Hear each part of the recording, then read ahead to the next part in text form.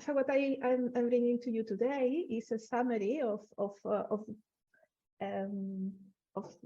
insights I got from my research done in Berkeley and then more recently at the Universitat Pompeu Fabra in Barcelona. What I'm doing is to present like a review of literature that allows me to understand what are the big achievements that these creative expressions have done in the area of environmental transformations, but in order to make it less dry, say, and more connected with actual processes in the field, I thought it would be interesting also to illustrate these approaches with data that we have obtained with empirical studies that are done in collaboration with a PhD student.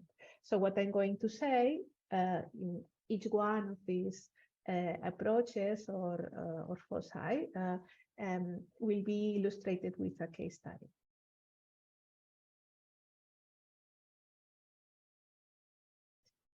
The objective then today is to try and unfold the foci, let's say the different topics, the purposes, and the repertoire of environmental activists that use art in their expressions or use creative expressions. That is as has been reported in the academic literature. And then to illustrate each one of these focus with examples from a case study. In my presentation, I will try to understand, I will try to explain why my interest in activism, then how I did analyze the literature, and then I will elaborate on the results of this analysis.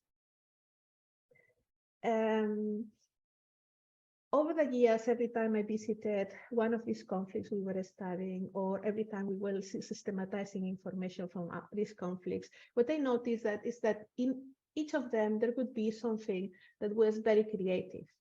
Actually, what I realized is that basically in all conflicts, there was something that had to do with creation of artworks. But this is something that was rarely studied.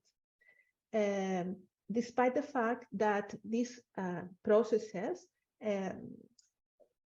trigger cognitive processes and behavioral change, and apparently were serving to a number of purposes, to bring communities together, to create awareness, to promote education, to heal after damaging process, for many, many purposes. But what I thought it was missing from the existing literature is to understand in this cloud of possible purposes, what were the specific and core topics, how artivism was being used, in fact, as we know it.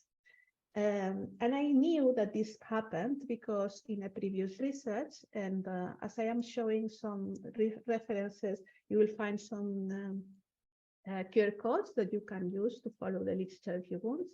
In a previous study, I have done this for the specific topic of the combination of artistic expressions, environmental transformations, conflicts, and gender. And I will not enter into that part, but what I observed is that beyond my interest initially on this topic started because of films. I myself produced some documentaries with colleagues at the Autonomous University of Barcelona, and I noticed that people did painting and music. But after going through the literature, and here there is a synthesis of practically 100 years of academic literature, more than 600 references that were identified. There were all types of creative expressions that were used for environmental purposes and for activism in general, different types of activism, but for environmental purposes in particular.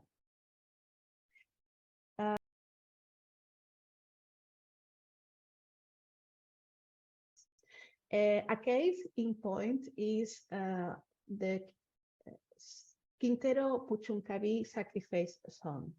A sacrifice zone, perhaps you are familiar with this term, is an area where industrial development has destroyed the environment and the communities to an extent that people living there cannot longer exert their rights, their, let's say, the right to life, the right to work.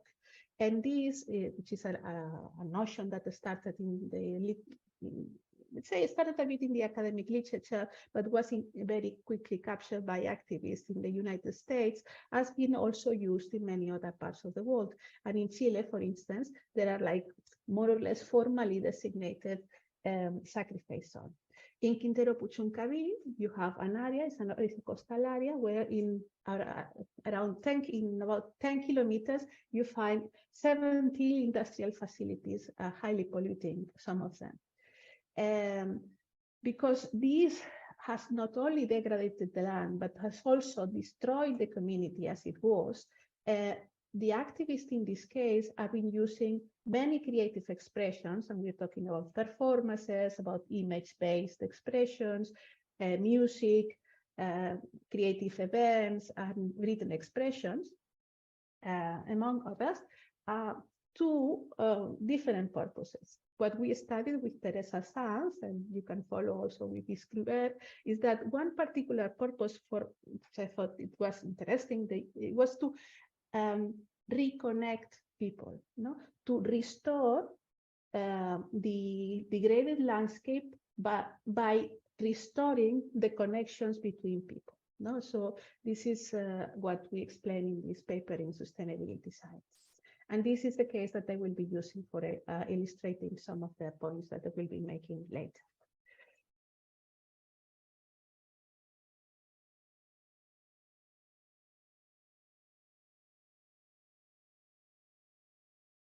To the first axis, the idea of this education of audiences. When I see when are the peaks of publication within this topic, I see that this is a relatively more recent topic, with publication peaks very close to the moment when I did the literature review, in 2018 and 2020.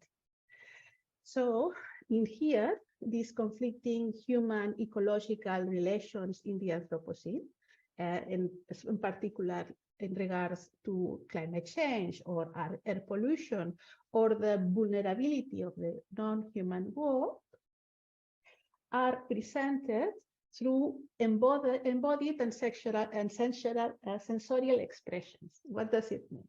Well, through artworks that involve dance and choreographies, or some creative practices that are called walkings, when people walk together doing some type of particular type of reflection, or drama performance, or some type of embodied practices like bioart, when the the process has to do with the use of some type of ecological elements. And when this is done, typically is done with this pedagogic intent, both formally, formal education, or informally, seeking to either boost literacy and harness knowledge, compile knowledge of the participants in the creation of the artwork, or to problematize the need for urgent action.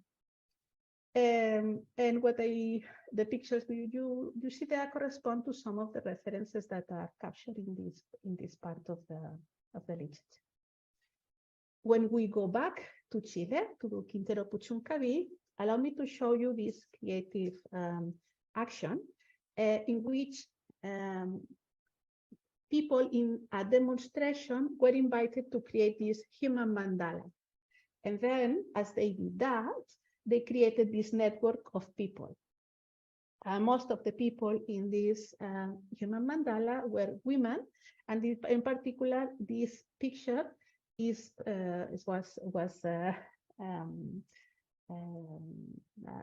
used it with permission of the Mujeres en Zona de Sacrificio, Women in Sacrifice Zones, which is an artistic collective. And they are saying, as we do this, we create a body. And there is a term that is used a lot in Latin American, let's say,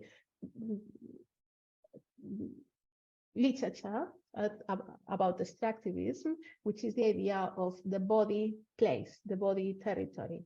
And what they are saying is, as they are doing this, they are connecting between each other and also themselves with the lands. And they are somehow, as they do this, well, there is a very clear objective. They are preventing the track for entering the industrial area, but they are also creating artworks. And this is an example within this first focus.